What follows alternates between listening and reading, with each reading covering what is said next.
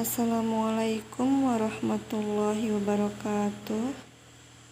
Pada video ini, saya akan menginformasikan mengenai cara penginputan LKPM online melalui aplikasi OSS. Yang pertama, buka Google, kemudian ketik oss.go.id, klik Enter atau Search. Maka akan muncul tampilan seperti di gambar ini. Kemudian klik Masuk sekarang. Selanjutnya pada tampilan ini, ketik nomor ponsel atau email atau username yang telah terdaftar. Kemudian ketikkan passwordnya. Dan selanjutnya isi captcha seperti yang ada pada gambar, kemudian klik masuk. Selanjutnya pada tampilan ini, pilih pelaporan, kemudian klik laporan LKPM, kemudian klik pelaporan.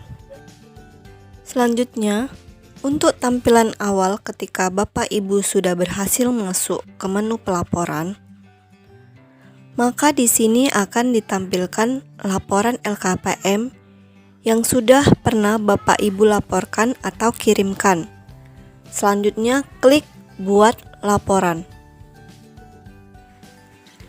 Maka di sini akan menampilkan seluruh kegiatan usaha yang Bapak Ibu sampaikan di menu perizinan. Artinya, data-data perizinan atau proyek-proyek yang sudah didaftarkan akan muncul di sini.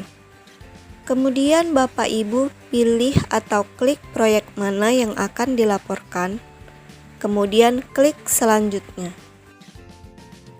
Nah, pada tampilan ini, Bapak Ibu klik ya apabila kegiatan usaha atau proyek ini siap operasional atau komersial, atau klik tidak apabila kegiatan usaha atau proyek ini masih pada tahap konstruksi.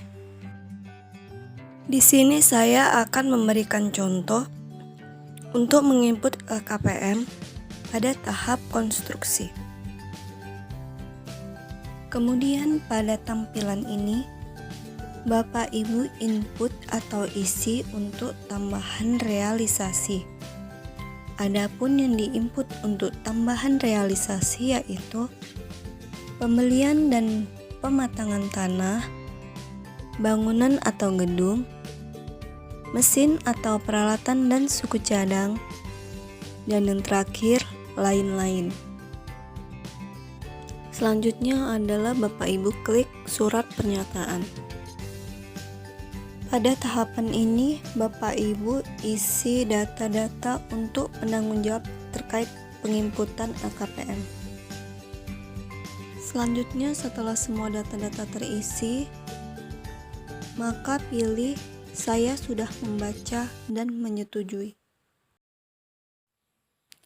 Selanjutnya, untuk mengisi realisasi tenaga kerja, yang pertama pada kolom total tenaga kerja sebelum periode pelaporan, maksudnya misal pada saat ini adalah pelaporan LKPM triwulan 3 tahun 2022, maka yang diisi di sini adalah total tenaga kerja pada triwulan 2 tahun 2022.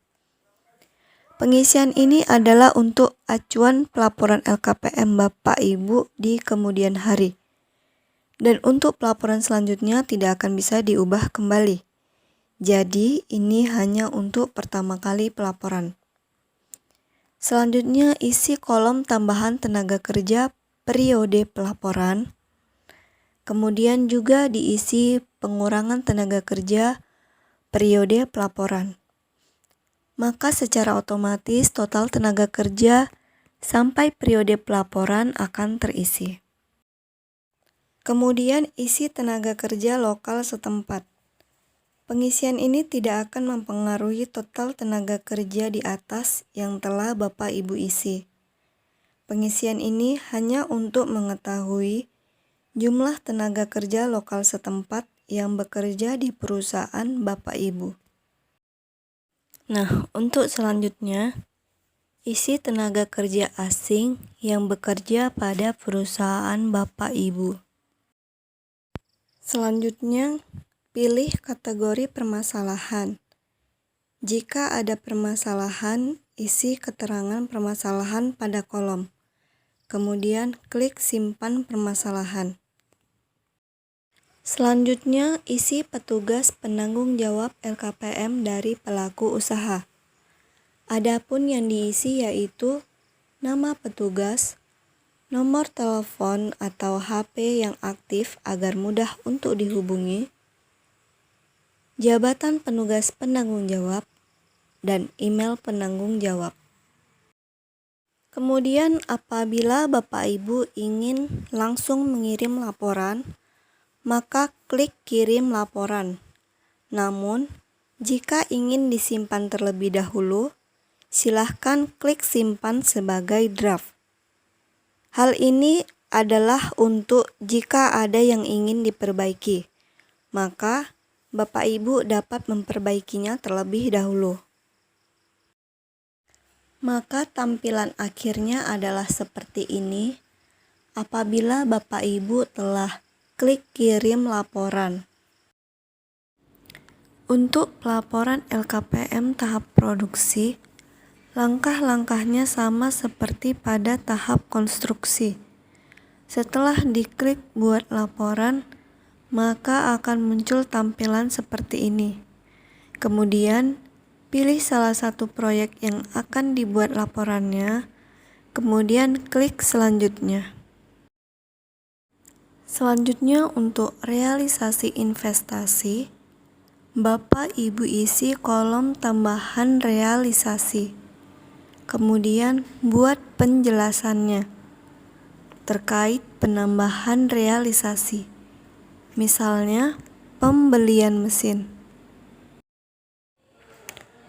Untuk mengisi realisasi tenaga kerja, masih sama seperti pada tahap konstruksi. Isi total tenaga kerja sebelum periode pelaporan. Maksudnya misalnya pada saat ini adalah pelaporan LKPM triwulan 3 tahun 2022, maka yang diisi di sini adalah total tenaga kerja pada triwulan 2 tahun 2022. Pengisian ini adalah untuk acuan pelaporan LKPM Bapak Ibu di kemudian hari. Dan untuk pelaporan selanjutnya tidak akan bisa diubah kembali, jadi ini hanya untuk pertama kali pelaporan. Selanjutnya isi kolom tambahan tenaga kerja periode pelaporan. Kemudian juga diisi pengurangan tenaga kerja periode pelaporan. Maka secara otomatis total tenaga kerja akan terisi. Kemudian isi tenaga kerja lokal setempat. Pengisian ini tidak akan mempengaruhi total tenaga kerja di atas. Pengisian ini hanya untuk mengetahui jumlah tenaga kerja lokal setempat yang bekerja di perusahaan Bapak Ibu. Kemudian, isi tenaga kerja asing yang bekerja pada perusahaan Bapak Ibu. Selanjutnya, pilih kategori permasalahan. Jika ada permasalahan, isi keterangan permasalahan pada kolom, kemudian klik simpan permasalahan. Selanjutnya, isi petugas penanggung jawab LKPM dari pelaku usaha. Adapun yang diisi yaitu nama petugas, nomor telepon atau HP petugas yang aktif, jabatan serta email. Kemudian klik disclaimer. Selanjutnya Bapak Ibu pilih untuk simpan sebagai draft atau langsung kirim laporan. Apabila ingin langsung dikirim, Bapak Ibu klik kirim laporan. Namun jika ingin disimpan terlebih dahulu, silakan klik simpan sebagai draft. Jika ada yang ingin diperbaiki, maka dapat Bapak Ibu perbaiki. Setelah dikirim, maka tampilan yang akan muncul adalah seperti ini. Di sini kita lihat bahwa statusnya adalah terkirim. Demikianlah cara penginputan LKPM online melalui sistem OSS. Semoga video ini bermanfaat. Saya ucapkan terima kasih. Wassalamualaikum warahmatullahi wabarakatuh.